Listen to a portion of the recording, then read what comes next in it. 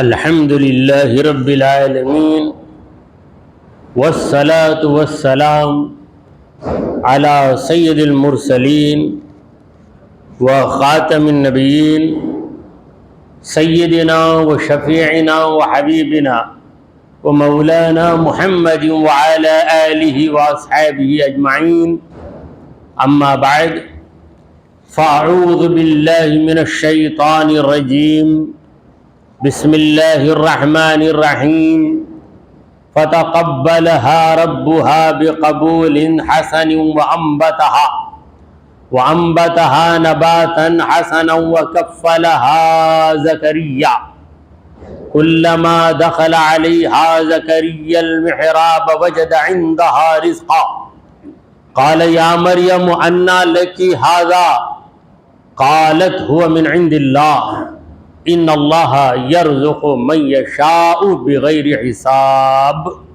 صدق اللہ مولانا العظیم.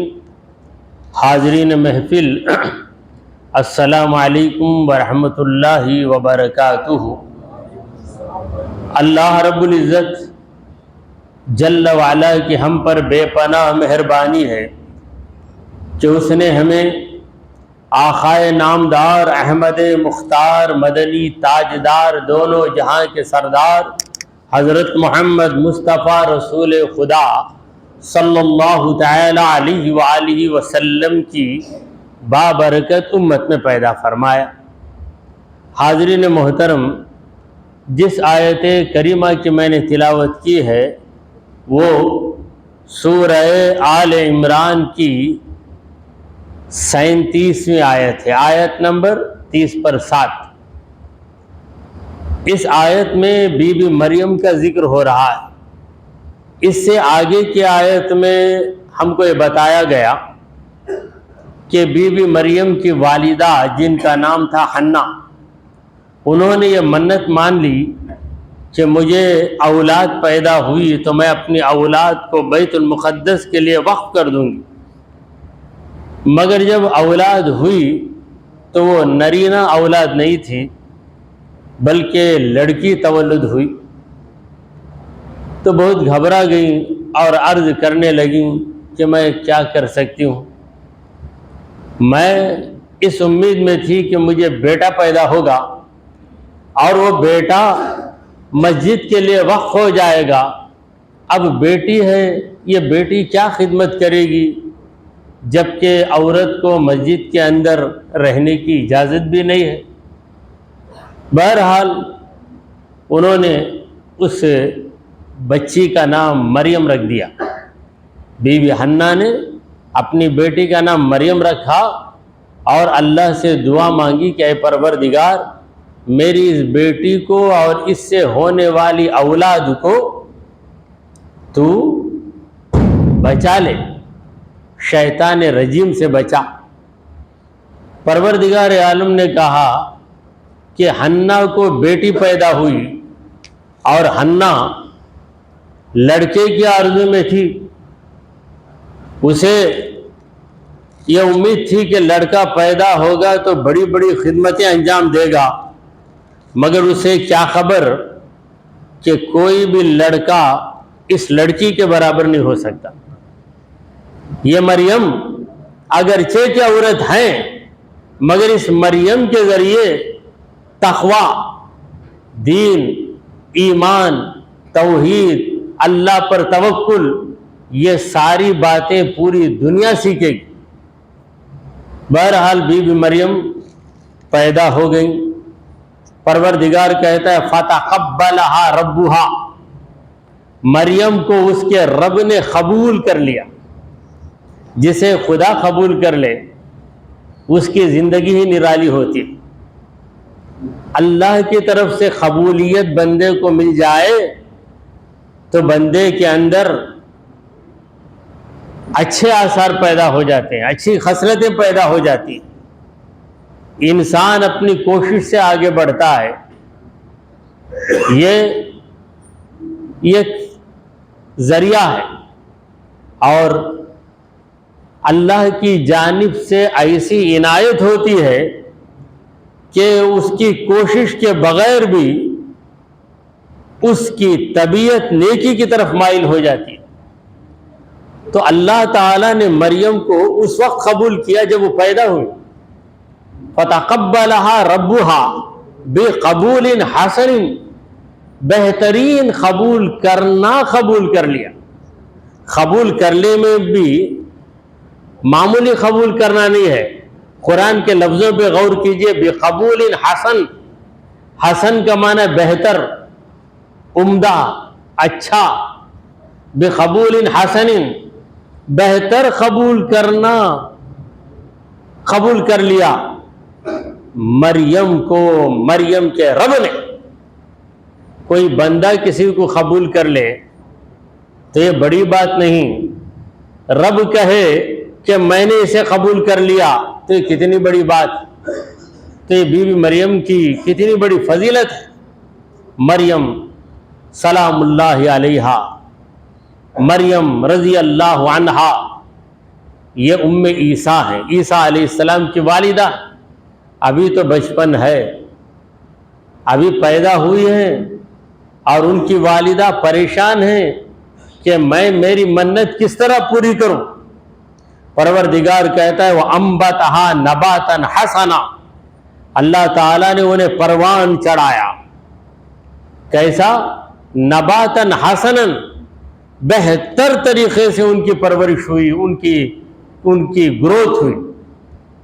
عام بچے جس طرح بڑھتے ہیں، بی بی مریم اس طرح نہیں تھیں، بلکہ ایک ہفتے میں مہینہ بھر کی جسامت ہو جاتی تھی، یعنی بہت جلدی بڑی ہو گئی،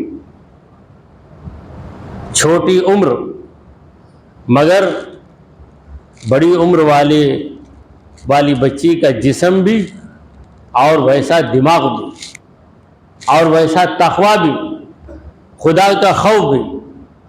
تو پروردگار کہہ رہا ہے کہ دیکھو میں نے مریم کو قبول بھی کیا، اور مریم کو میں بڑھاتا گیا۔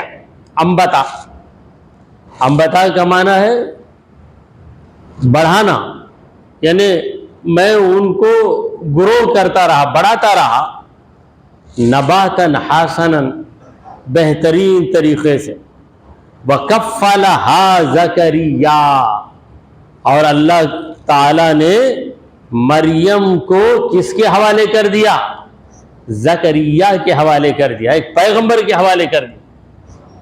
اب بی بی مریم کی کفالت، ان کی دیکھ بھالی، ان کی پرورش حضرت زکریا علیہ السلام کریں۔ حضرت زکریا علیہ السلام اس دور کے نبی ہیں، اور بی بی مریم کے خالو ہیں، بی بی مریم کے خالو۔ حضرت زکریا کی اولاد نہیں تھے، حضرت زکریا علیہ السلام اس وقت لاولد تھے، تو انہوں نے بی بی مریم کو اپنی ذمہ داری میں لے لیا، چونکہ بی بی مریم کی والدہ جو حضرت زکریا علیہ السلام کی نسبتی بہن، بات سمجھ میں نہیں آئے گی تو میں کہتا ہوں ان کی سالی تھی، سالہ کہتے ہیں، لیکن سالہ کا لفظ ذرا آگے چلے جائے بامبے میں تو یہ لفظ ہی پسندیدہ لفظ نہیں، مگر رشتہ ویسا ہے۔ اب اسے تہذیب کے زبان میں ہم کہتے ہیں نسبتی برادر، نسبتی بہن، یعنی سالی۔ تو حضرت زکریا علیہ السلام کی جو سالی صاحبہ تھیں، بی بی مریم کی والدہ، انہوں نے بی بی مریم کو لے کر بیت المقدس گئیں، اور بیت المقدس کے جو بڑے بڑے ذمہ داران، متولیان، اور وہاں کے جو علماء تھے، ان سے کہنے لگیں کہ اب میں کیا کروں، لڑکا پیدا ہوتا تو میں ہمت سے چھوڑ دیتی، اب لڑکی پیدا ہوئی، منت بھی پوری کرنا ہے، کوئی اس کی ذمہ داری لے لے، میری بچی مسجد میں ایک جگہ عبادت کرے گی، کوئی اس کی ذمہ داری لے۔ تو اللہ تعالیٰ کہتا ہے کہ ہم نے یہ ذمہ داری زکریہ کو دے دی. اس وقت زکریہ علیہ السلام سے بڑھ کر درجہ کس کا تھا؟ کیونکہ وہ نبی تھے خدا کے، اور رشتہ داری میں زکریہ علیہ السلام بیوی مریم کے خلائی ہیں، خالو ہیں. تو اب بیت المقدس کے اندر ایک کمرہ بنایا گیا. اس کمرے میں بیوی مریم اکیلی عبادت میں لگی رہتی تھی. نماز ہوتی تھی، اس شریعت میں نماز کا جو طریقہ تھا اس طریقے کے مطابق نماز. سارے یہودی تھے اس وقت، کوئی عیسائی نہیں تھا، کیونکہ عیسیٰ علیہ السلام بھی پیدا نہیں ہوئے، تب عیسائی کہاں سے تھا ہوگا. بیوی مریم بیت المقدس میں، جسے مسجد اقصیٰ کہتے ہیں، بیت المقدس میں ان کے لیے خاص کمرہ بنایا گیا. کمرے میں بیوی مریم رہیں گی اور زکریہ علیہ السلام اس کمرے کو تالا لگا دیں گے، باہر سے تالا. پھر جب چاہیں گے تالا کھول کر اندر جائیں گے، بیوی مریم کی خیریت پوچھیں گے، ضرورت کیا ہے معلوم کریں گے، پھر باہر سے تالا لگا لیں تاکہ کسی آدمی کی نظر ان پہ نہ پڑے، اور بیوی مریم بھی کسی کو نہ دیکھے. تو بیوی مریم کی طبیعت کے اندر عبادت کا شوق تھا. اگر ایک لڑکی کو، ایک جوان عورت کو اس طرح تنہا رکھ دیا جائے تو بیزار ہو جائے گی. دن رات تنہائی میں رہنا، اور زکریہ علیہ السلام کبھی کھول کر کیا ضرورت ہے پوچھیں گے، پھر چلے جائیں گے. یہ تنہائی بیوی مریم کو بہت پسندیدہ تھی، کیونکہ وہ چاہتی یہ تھی کہ میرا وقت گزرے تو میرے مولا کے ساتھ گزر جائے، اللہ کی یاد میں گزر جائے، اللہ کی عبادت میں لگ جائے. تو مریم، اسی لیے اللہ نے کہا وَلَيْسَ الذَّكَرُ كَالْأُنثَىٰ، کوئی بھی مرد اس زمانے میں بیوی مریم کے برابر ہو نہیں سکتا. یا حنا کو اگر لڑکا پیدا ہوتا تو اس لڑکے میں وہ کمال نہیں ہوتا جو اس لڑکی میں ہے. گویا پروردگار عالم اشارہ دے رہا ہے کہ اگر تمہیں لڑکی پیدا ہو تو رنجیدہ نہ ہو، کیونکہ کبھی لڑکی کے ذریعے تمہیں وہ چیز مل جاتی ہے جو لڑکے کے ذریعے بھی نہیں مل سکتی. لڑکی کے ذریعے اللہ تعالیٰ وہ عزت دے دیتا ہے، وہ مقام دے دیتا ہے جو لڑکے کے ذریعے بھی نہیں. تو بہرحال اب ماحول ایسا بن گیا کہ بیت المقدس میں لوگ عبادت کرتے ہیں. اس زمانے کے علماء، یہودی علماء، یہ لوگ عبادت کو آتے ہیں، نمازیں چل رہی ہیں، سارے پروگرام چل رہے ہیں، بیوی مریم کمرے کے اندر بند ہے، اندر ہی وہ عبادت کر رہی ہے. کلما دخل علیہا زکریا المحراب، جب بھی حضرت زکریہ علیہ السلام بیوی مریم کے پاس پہنچتے، المحراب، محراب میں، یعنی وہ جگہ جو بیوی مریم کے لیے خاص کر دی گئی، اس کا نام ہی محراب. محراب عبادت کرنے کی جگہ، عبادت کرنے کی جگہ کو محراب کہتے ہیں. اب یہاں بھی مسجد میں منبر ہے، محراب ہے. محراب کا جو لفظ ہے یہ حرب سے بنا ہے، حارابا، ہے رے بے حارابا. حرب کا معنی جنگ. حرب کا معنی کیا ہے عربی میں؟ جنگ. اب عبادت کرنے کی جگہ کو جنگ کیوں کہتے ہیں؟ جب تم عبادت کرو تو شیطان حملہ کرے گا، اس کے حملے کا تمہیں جواب دینا، گویا کہ تم میں اور شیطان میں جنگ جاری رہے گی جب تک تم عبادت کرو. اس لیے اس جگہ کا نام محراب، یعنی جنگ. نفس میں، آپ میں جنگ. نفس کہے گا کہ آرام کر لو، شیطان کہے گا بعد میں کر لو. تو شیطان کی بات کو بھی ٹھکرانا، نفس کی بات کو بھی ٹھکرانا، شیطان سے بھی جنگ کرنا، نفس سے بھی جنگ کرنا، جنگ کرنے کا یہ مطلب نہیں ہے کہ تلوار اٹھا کر یا بندوق چلا کر ہی کسی کو مارنا، یعنی اس کی بات کو نہ مان کر اسے رسوا کر دینا، یہ بھی جنگ ہے۔ تو یہ جنگ برابر جب تک عبادت ہے یہ جنگ برابر جاری ہے۔ اسی لیے عبادت گاہ یعنی عبادت کرنے کے مقام کو محراب کہتے ہیں۔ تو بی بی مریم کے لیے جو جگہ بنا دی گئی، جو کمرہ خاص کر دیا گیا، وہ محراب۔ تو زکریا علیہ السلام جاتے بی بی مریم کو دیکھنے کے لیے، وجد عندها رزقا، وہاں پر کوئی نہ کوئی رزق پاتے، رزق کھانے کی چیز، ایسی چیز کھانے کی ہوتی جسے زکریا علیہ السلام وہاں رکھ کر نہیں آئے تھے۔ کمرہ بند، کوئی انسان جا نہیں سکتا، کوئی اندر جا نہیں سکتا، مگر تازہ تازہ پھل ہیں، آم، جام، انار، انگور۔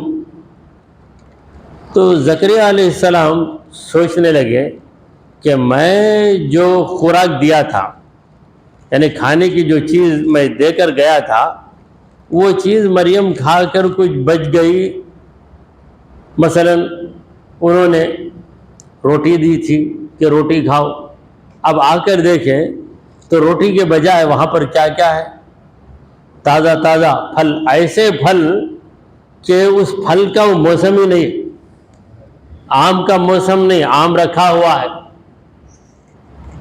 بے موسمی پھل، یعنی دنیا میں کہیں بھی وہ پھل نہیں ملے گا، موسم نہیں ہے، مگر بی بی مریم کے کمرے میں موجود ہے۔ تو زکریا علیہ السلام نے دیکھا، قالا، حضرت زکریا علیہ السلام نے پوچھا، یا مریم، اے مریم، انا لکی ھذا، کہاں سے آ گیا تیرے پاس یہ سب، یہ تیرے لیے غذا آئی ہے، کہاں سے آئی؟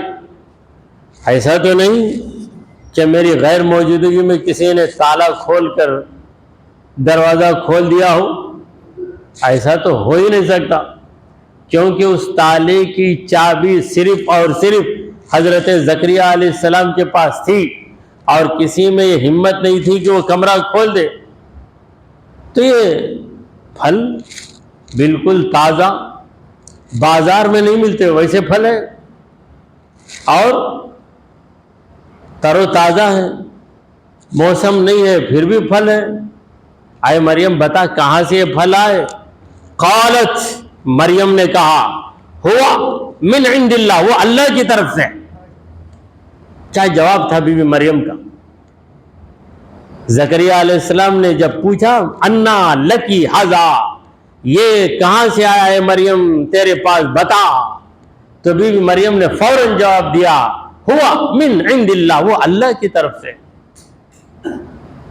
ان اللہ یرزق من یشاء، بے شک اللہ دے دیتا ہے جس کو چاہے، رزق دیتا ہے یا دیتا ہے۔ رزق یرزق کا معنی ہے دینا، رزق کا لفظ ہم نے کھانے پینے کی چیزوں کے لیے خاص کر لیا ہے، ورنہ یہ عقل جو آپ کے سر میں ہے یہ بھی رزق ہے اللہ تعالیٰ کا، علم جو آپ کے سینے میں ہے یہ بھی رزق ہے اللہ تعالیٰ کا۔ اللہم ارزقنی علما، اللہم ارزقنی فہما، ہم دعا کرتے ہیں اے اللہ ہمیں رزق دے، کیا رزق دے؟ علم، رزق دے ہمیں فہم، فہم کا معنی ہے سمجھنا۔ اور سرکار دو عالم صلی اللہ علیہ وسلم کی ایک دعا ہے، دعائے مسنون، اللہم ارزقنا علم التوحید وعمل الاخلاص وحسن الخاتمہ، اس میں بھی رزق کا لفظ آیا ہے۔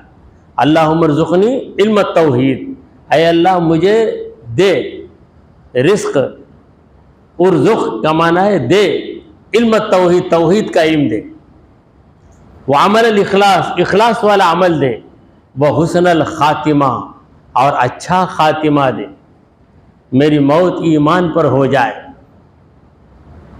تو اللہ تعالی دیتا ہے، ان اللہ یرزق، بے شک اللہ دیتا ہے، من یشاء، جس کو وہ چاہتا ہے، بغیر حساب، حساب کے بغیر دیتا ہے۔ حساب کا ایک معنی ہے کیلکولیشن.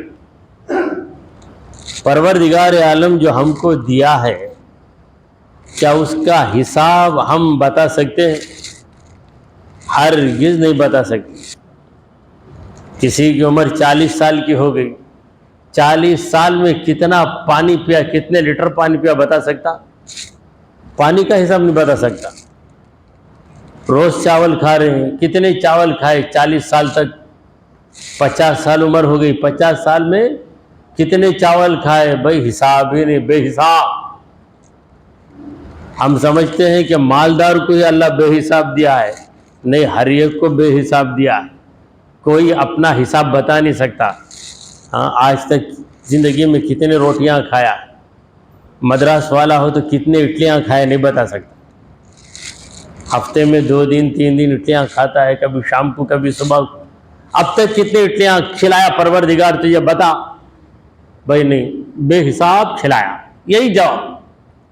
تو اللہ تعالیٰ ہر ایک کو بے حساب دیتا ہے.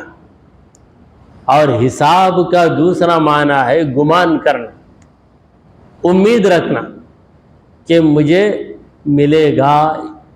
کسی جگہ سے امید ہوتی ہے، پروردگار عالم امید کے بغیر دیتا. آج ہم اس حالت میں رہیں گے یہ کبھی ہم نے سوچا نہیں تھا، پروردگار عالم نے نواز دیا ہے. تو بے شک اللہ جسے چاہتا ہے اس کے وہم و گمان کے بغیر دیتا ہے، اور جسے چاہتا ہے بے حساب دے دیتا ہے. تو یہ گفتگو چل رہی ہے حضرت زکریا میں اور بی بی مریم. زکریا علیہ السلام کیا ہے؟ نبی ہے.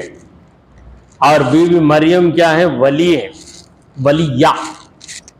عورت کو ولیہ کہیں گے.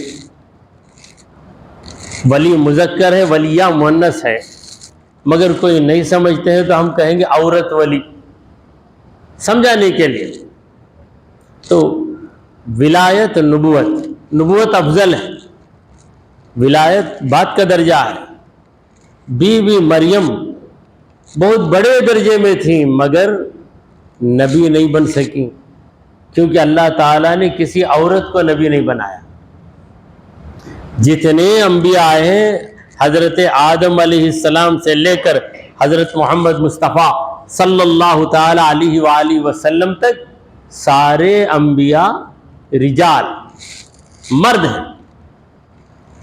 وما ارسلنا من قبلک الا رجالا، آپ سے پہلے ہم نے جتنے رسول بھیجے سب رجال تھے، مرد تھے.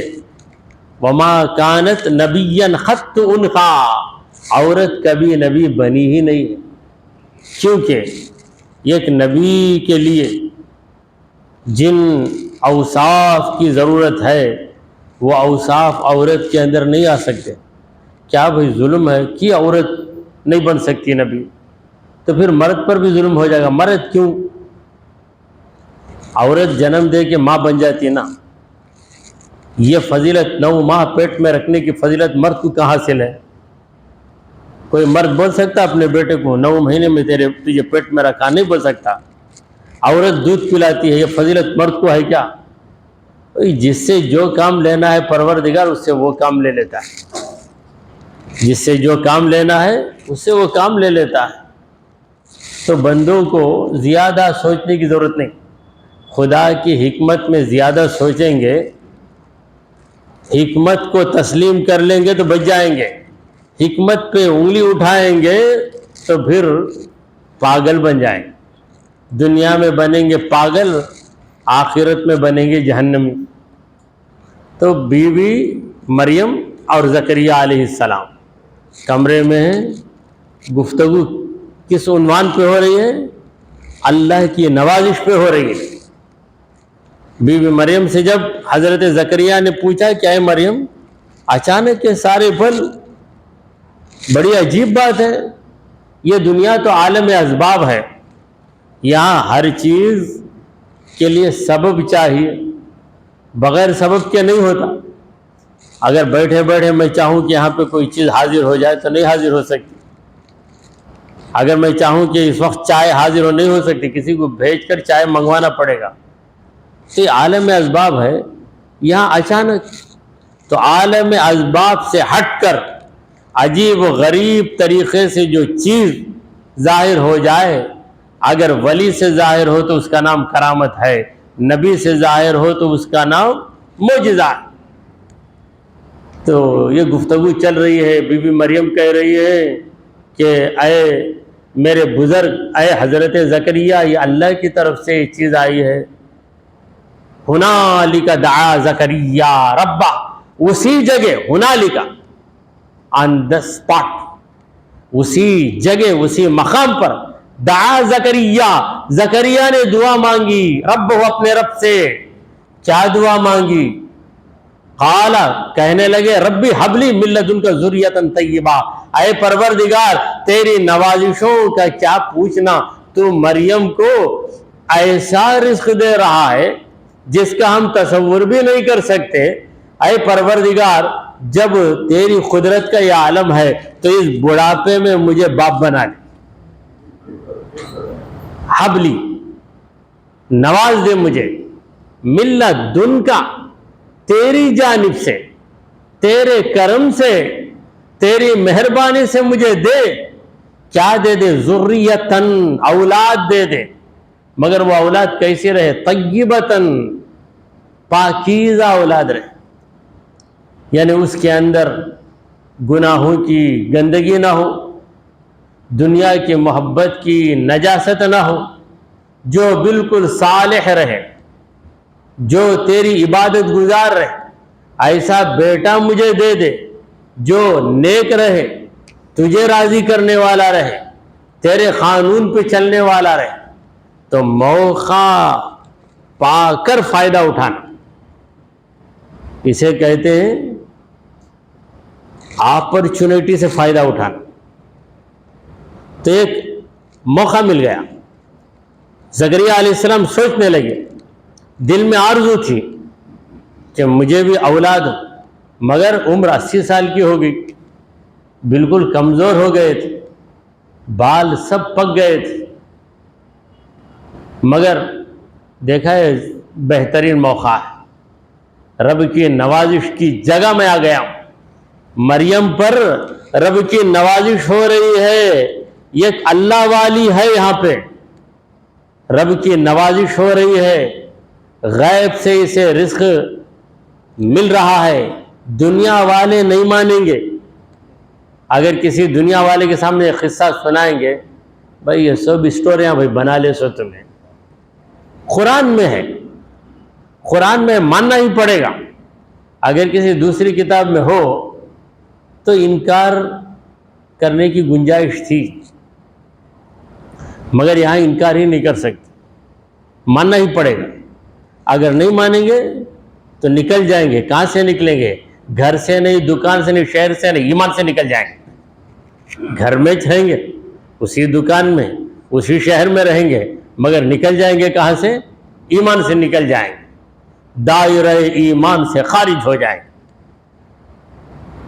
تو زکریا علیہ السلام دعا کرتے، وہاں سے نکل کر نہیں دعا کر رہے، پروردگار کہہ رہے ہنالک، اسی جگہ زکریا علیہ السلام کے سامنے بی بی مریم موجود ہیں، اور وہ رزق بھی موجود ہے، وہ فروٹس، وہ پھل پھلاریاں بھی رکھی ہوئی ہیں. وہیں پہ دعا کر رہے ہیں، پروردگار ربی حبلی من لدنک ذریۃ طیبہ، تیری جانب سے مجھے نیک اولاد عطا کر. دیکھیے دعا کے اندر کیا سلیقہ. یہ نہیں کہہ رہے کہ مجھے بچہ دے دے، مجھے اولاد دے دے، مجھے اولاد دے دے، بلکہ یہ کہہ رہے ہیں کہ مجھے نیک اولاد دے، کیونکہ بگڑی ہوئی اولاد یہ ایک مصیبت ہے. کتنے ماں باپ اپنے نافرمان بیٹے سے تنگ آ جاتے، پیدا ہوا نا تب بھی مر جاتا تو کتنا اچھا تھا، بولتے اتنا تنگ آ جاتے، کیا کریں گے. ایسا ستاتا، ان سے لڑی کیا، ان سے جھگڑا کیا، اس گھر میں جا کے چوری کر لیا، وہاں سے رپورٹ آ رہی ہے، وہاں جا کے کسی لڑکی کو چھیڑ کے آ گیا، ادھر سے شکایت آ رہی ہے. تنگ آ جاتے ہیں. کیا کروں، اسے مار بھی نہیں سکتا نا، میں خود مر گیا تو اچھا رہے گا نا، اتنا تنگ آ جاتے. تو اولاد ہو کیسے رہے؟ نیک اور صالح رہے۔ آج بھی لوگ دعائیں کرتے ہیں، دعا کی گزارش بھی کرتے ہیں، مجھے بیٹا ہونا، یہ دعا کرو، بس بیٹا ہونا دعا کرو۔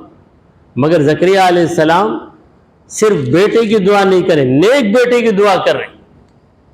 تو اپنی اولاد نیک ہو، یہ تمنا ہر ایک کے دل میں ہو، کیونکہ نیک اولاد دنیا میں آپ کے لیے راحت کا سبب بنے گی، دنیا میں آپ کے لیے راحت کا سبب بنے گی، اور قیامت میں آپ کے لیے جنت کا سبب بنے گی۔